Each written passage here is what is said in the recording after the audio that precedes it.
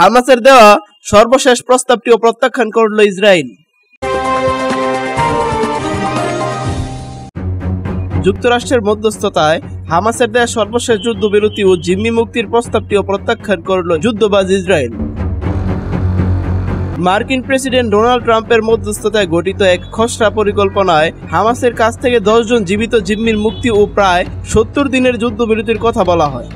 কিন্তু তেল আবিবের এক জ্যেষ্ঠ কর্মকর্তা জানিয়েছেন প্রস্তাবটি অগ্রহণযোগ্য, কোনো দায়িত্বশীল সরকার এটি গ্রহণ করতে পারে না। খবর টাইমস অফ ইসরায়েলের।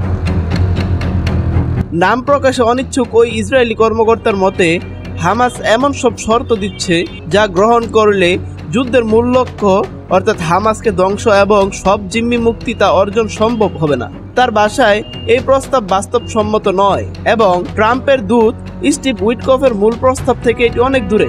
লেবাননের সংবাদ মাধ্যম আল মায়াদিন জানিয়েছে আলোচনায় হামাস 70 দিনের যুদ্ধবিরতি চেয়েছে, 10 জন জীবিত জিম্মিকে 2 ধাপে ছাড়ার প্রতিশ্রুতি দিয়েছে, প্রতিদিন 1000 মানবিক সহায়তার ট্রাক গাজায় ঢোকানোর দাবি করেছে এবং অস্ত্র প্রস্তুত, পাচার বা ব্যবহার না করার প্রতিশ্রুতি দিয়েছে। তবে দখলদার ইসরায়েল বলছে এই দাবিগুলো কেবলই চুক্তি করার নাটক মাত্র। এই আলোচনায় মধ্যস্থতা করছেন ট্রাম্পের মধ্যপ্রাচ্য বিষয়ক দূত স্টিভ উইটকফ ও ফিলিস্তিনি আমেরিকান ব্যবসায়ী বিশারা বাহবা। উইটকফ এর আগে মার্কিন ইসরায়েলি জিম্মি অ্যাডাম আলেকজান্ডারকে মুক্তিতেও মধ্যস্থতা করেছিলেন।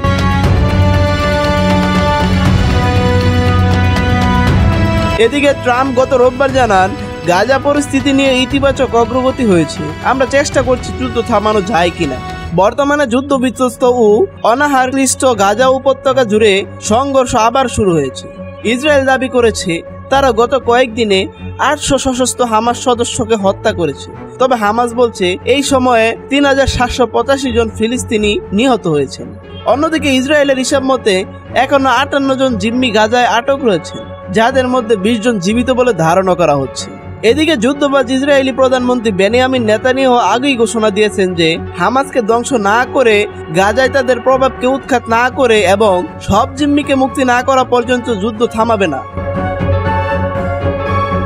ফিলিস্তিনি স্বাস্থ্য মন্ত্রণালয়ের তথ্য মতে 2023 সালের 7 অক্টোবর থেকে চালানো ইসরায়েলি আগ্রাসনে এখনো পর্যন্ত 54,000-এর বেশি ফিলিস্তিনি নিহত হয়েছে।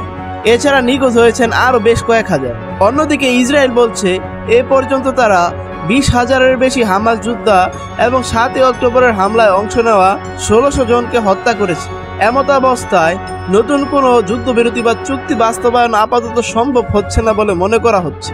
তবে যুক্তরাষ্ট্র ও মধ্যপ্রাচ্যের মধ্যস্থতাকারীরা নতুন সমঝোতার খোঁজে এখনো চেষ্টা চালিয়ে যাচ্ছেন।